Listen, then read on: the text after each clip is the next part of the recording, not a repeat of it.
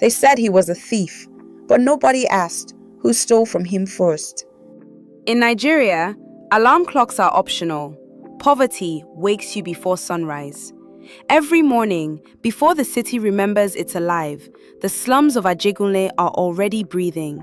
Generators humming, mothers praying, children coughing through the dust. Tunde was 24, okada rider, breadwinner, dreamer, which is already a dangerous combination. His mother sold akara by the roadside. His sister, Bimpe, was 15, brilliant, quiet, the one the family pinned all their hopes on. And Tunde?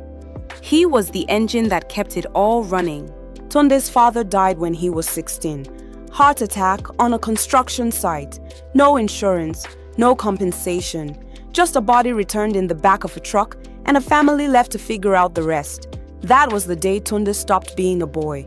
Not because he wanted to, because Lagos didn't give him a choice. Every morning, same ritual. Push the okada out of the compound, check the tires, whisper a prayer, and ride into the madness of Lagos. A city that doesn't wait for anyone. University degree? No. Tech startup? Not today. But he knew every pothole between Mile 2 and Apapa better than Google Maps. He knew which junctions to avoid on Mondays, which police officers took bribes, and which ones took your bike. Lagos was his university, and every day was a final exam. His passengers were the heartbeat of the city. Market women with baskets wider than the bike. Office workers who'd rather risk their lives than sit in traffic. Students clutching worn textbooks. Each one trusted him with the one thing money can't replace: time. At the end of each day, he would count his money under a dim bulb.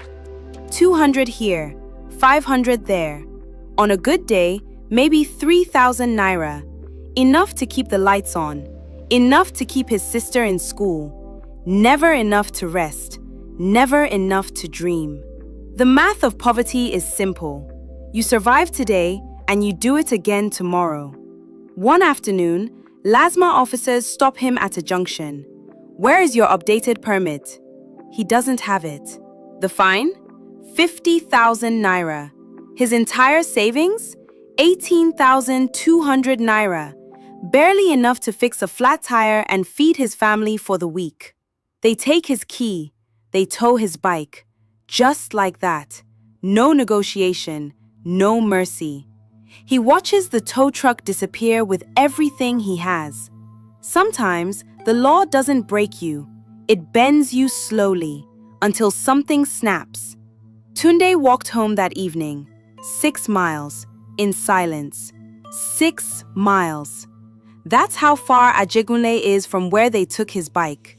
He passed through Orile, through the market at Ojo, through neighborhoods that smelled like diesel and desperation.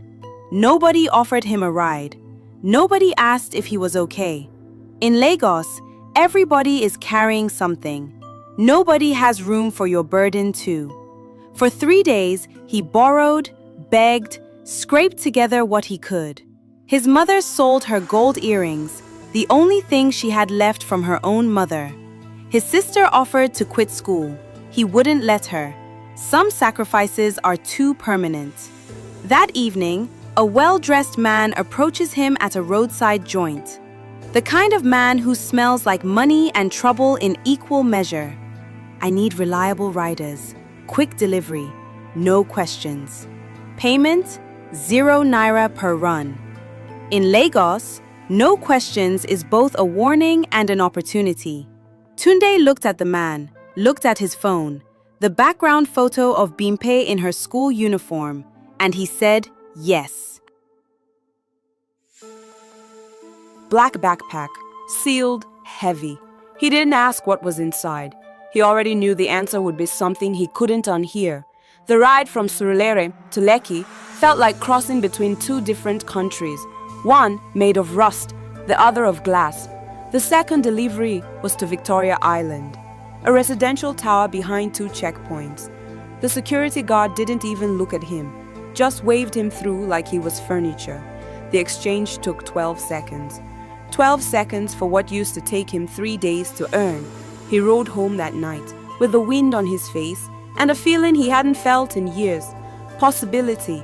He makes 3 more deliveries, each one easier than the last. The fear fades. The money grows. Mother smiles more. Sister's school fees paid. New shoes. Better food. For the first time in years, he breathes. He starts to dream again. Maybe save enough for a shop.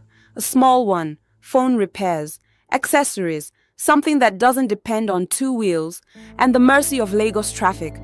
Hope can be intoxicating. More addictive than drugs. And just like drugs, it makes you forget the cost. Bimpy wanted to be a doctor. She had told him once, sitting on the compound steps, her biology textbook open on her lap. If I become a doctor, nobody in this family will ever die from something preventable again. He had laughed then. Now, counting the money from his 4th delivery, it didn't seem so impossible anymore. That was the cruelest part. The hope felt real. Then the phone rings, rain hammering the roof, emergency delivery. Urgent, the stranger says. Something in his voice is different this time, sharper, like a blade wrapped in silk. No helmet, no delay. Tunde rides into the storm. The 3rd mainland bridge at night is a different world. Just you, the rain, and the black water below. The kind of darkness that swallows everything. Halfway across, police checkpoint, flashing lights. They wave him down. They ask for papers. Then, they look at the bag. They open it. Inside, illegal firearms, 3 pistols, ammunition. Tunde's world collapses in the time it takes a flashlight beam to cross a zipper. This is the part where the system pretends it just discovered corruption. In the chaos, Tunde tried to speak, tried to explain. I didn't know what was in the bag. Someone hired me. Please, I have a mother, I have a sister. But his voice was swallowed by the rain and the rage. In a crowd that has already decided your guilt, innocence sounds like just another lie. Not far from where Tunde was caught, a tinted SUV parked 2 blocks away. Inside, the well-dressed man watches the chaos through rain-streaked glass. Calm, composed, a phone call. Package compromised. The SUV pulls away, red tail lights, swallowed by the rain. In every tragic story, there's always someone who never gets caught. Next morning headline, Okada rider caught in illegal arms transport.